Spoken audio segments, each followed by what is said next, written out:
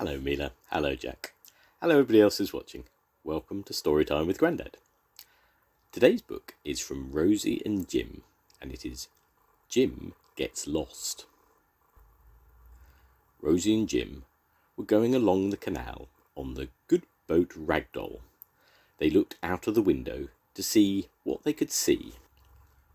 "Look," said Rosie, "there's a cloud sitting on a hill." "Ooh," said Jim, "I'm going to climb that hill and see the cloud." "Noggin," said Rosie, "you can see clouds any day up in the sky. But I want to see one close to. I want to touch it and see what it looks like inside." "Fizzy Noggin," said Rosie. "Well then, bring a piece back for me." "Aren't you coming?" "No, I'm not," said Rosie. "I'm busy with my painting." So Jim had to go by himself. He took an empty jar with him so that he could bring a piece of cloud back for Rosie. Jim climbed up the hill. It was a long way and he was soon out of puff. He sat down for a rest. How far away the ragdoll was now, and how little it looked. Jim set off again. He was getting close to the top now. Jim could see the hill going up into the cloud. Soon he would be able to touch it.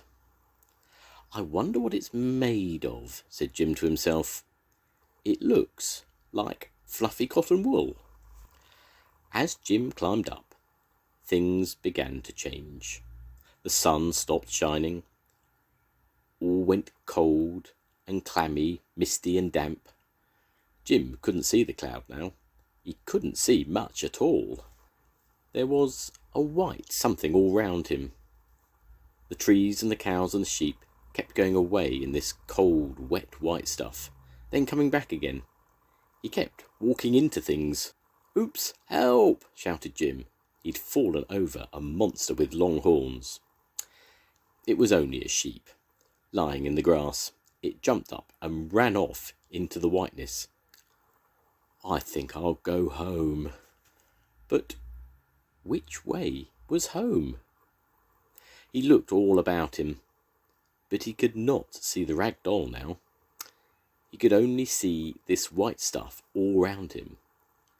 Jim was lost in very thick fog. "I think this is the way," he set out, walking quickly, too quickly. "Oops, help!" There was a splash and a squelch of mud. "Never saw that before. I must be going the wrong way. Oh, dearie me, I wish I'd never come." This way and that way Jim walked, but he could not find his way home. Then he saw something peeping over the top of the wall. "It's the ragdoll's chimney. It must be." Jim climbed over the wall. Oh. It was an old tractor with its exhaust pipe sticking up in the fog, just like the chimney on the ragdoll. Jim set off again. Could that be Rosie standing behind that bush? It looked just like her mop of hair in the foggy whiteness. "Rosie, Rosie!" Jim ran towards the bush. Oh, it was a mop that someone had left leaning against a gatepost. It looked just like Rosie's hair. Poor Jim. He felt so sad and so lost. It was too cold and wet to stay where he was, so he set out again, walking into the whiteness all around him. Then he saw a sight that made him feel happy. Fizgog!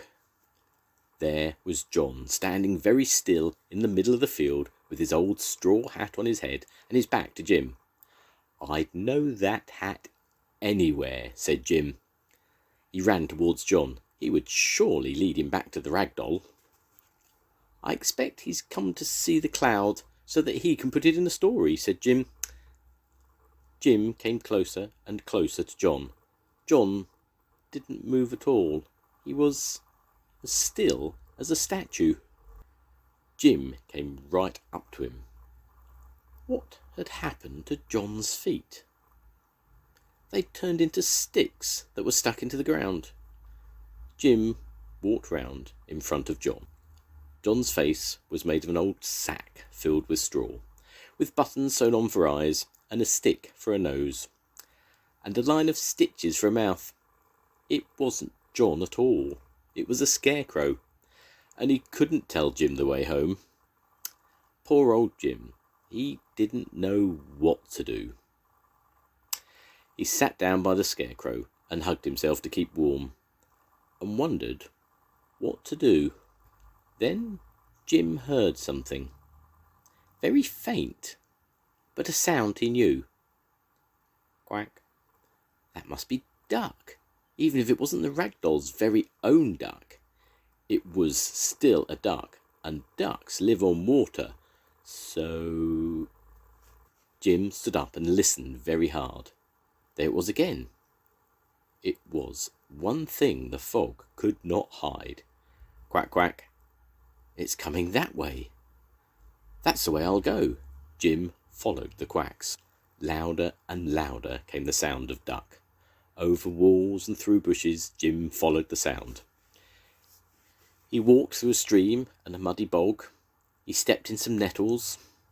But Jim did not stop. He followed the sounds until he came out of the fog. Jim started running, and there was the ragdoll right in front of him, with Duck on the roof.